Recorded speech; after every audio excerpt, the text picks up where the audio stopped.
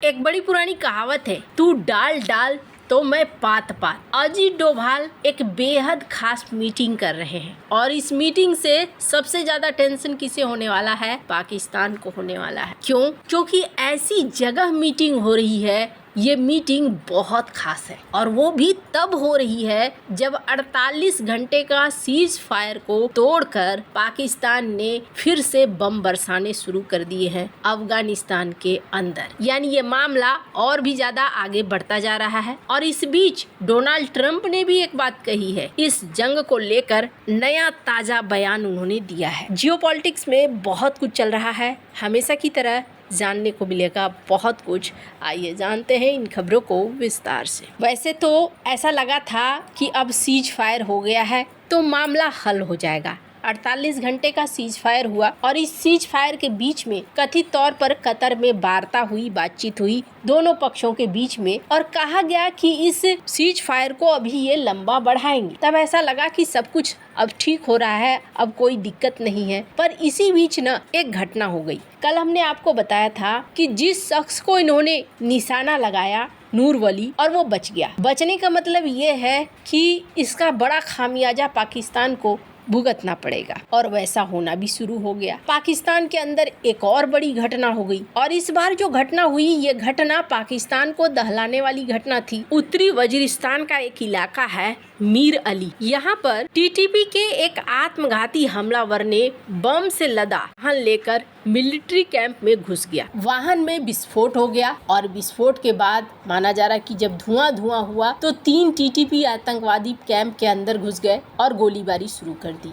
इस हमले में जो आंकड़ा मीडिया में छप रहा है, कहा जा रहा है पाकिस्तानी सेना के 7 जवान मारे गए। वहीं पाकिस्तानी सुरक्षा बलों ने कहा कि हमने भी एक्शन लिया और 4 आतंकियों को मार गिराया है। वैसे कहा जा रहा है कि ये नूर वली महसूद के वीडियो बयान जारी करने के बाद ये घटना बढ़ी है और ये घटनाएं न और भी ज्यादा आगे बढ़ती जाएंगी, क्योंकि मैंने कल ही कहा था नूर वली का जिंदा रहना, बच जाना, ये पाकिस्तान की जो करतूत है उसके ऊपर भारी पड़ जाएगा। अब जहां एक तरफ ये सीन हो रहा था, वहीं दूसरी तरफ पाकिस्तानी सेना ने भी अपने सीज फायर का उल्लंघन कर दिया। अब चाहे ये सोची समझी चाल हो कि नहीं, पहले हमें संगठित हो जाना है वरना हमें मुश्किलों का सामना करना पड़ेगा, क्योंकि कहा जा रहा है कि सीज फायर की मांग भी पाकिस्तान ने ही की थी, लेकिन सीज फायर का उल्लंघन भी इन्होंने कर दिया और अफगानिस्तान पर फिर हवाई हमले किए। इन हमलों में कंधार प्रांत के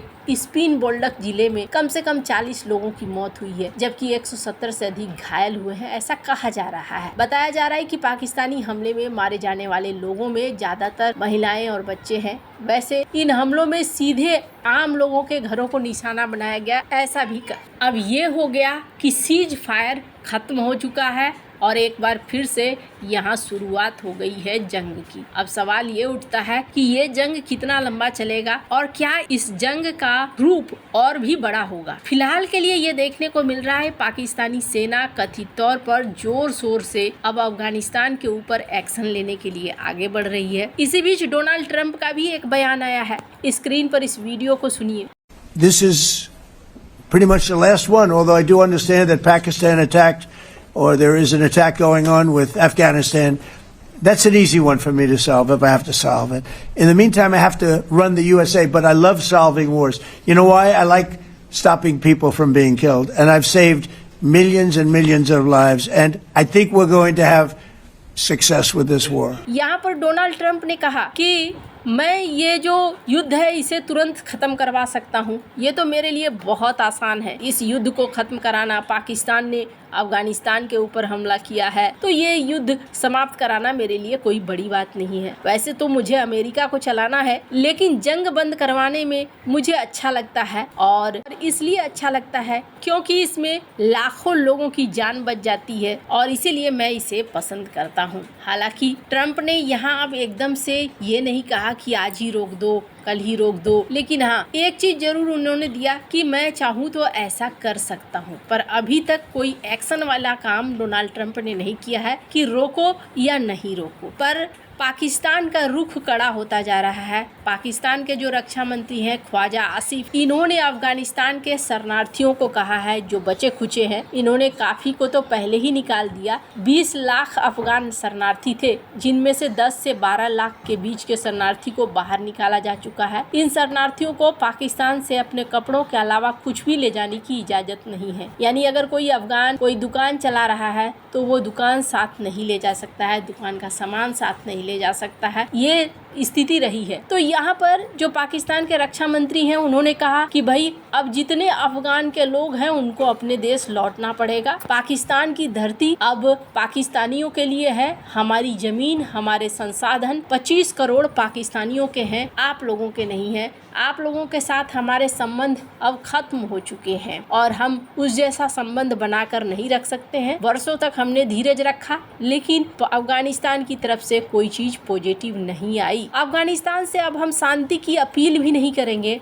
हम अब एक्शन लेंगे, ये कहना है इनके मंत्री का। इसके अलावा ये कहते हैं कि हमने 836 विरोध पत्र लिखे, 13 डेमार्स भेजे, लेकिन अब ऐसा कुछ भी नहीं होगा। कोई भी प्रतिनिधिमंडल काबुल नहीं जाएगा। आतंकवाद का स्रोत चाहे कहीं भी हो, भारी कीमत चुकानी पड़ेगी। मतलब इसका ये हो गया कि ये लगातार हमले आगे करते रहेंगे। अगर ये मामला बढ़ा तो कहानी अलग लेवल पर बढ़ेगी। पाकिस्तान ने भारत के ऊपर आरोप लगाया है कि भारत 2 फ्रंट का वॉर छेड़ सकता है। अब इसी बीच एक खबर है जो पाकिस्तान को बड़ा टेंशन देने वाली है। और खबर क्या है? खबर स्क्रीन पर इस आर्टिकल को देखिए। अजीत डोभाल इस वक्त सेंट्रल एशिया के देशों के साथ बैठक कर रहे हैं और कहा जा रहा है कि ये बैठक 15 अक्टूबर से शुरू हो चुका है और इस बैठक में खास करके अफगानिस्तान पाकिस्तान सीमा पर तनावपूर्ण स्थिति को ध्यान में रखते हुए ये बैठक किया जा रहा है। कौन कौन है इसमें Kyrgyzstan, Kazakhstan, Tajikistan, Turkmenistan, Uzbekistan, ये वो देश हैं जो अफगानिस्तान के आसपास पड़ते हैं और यहाँ पर भारत की बैठक हो रही है। मामला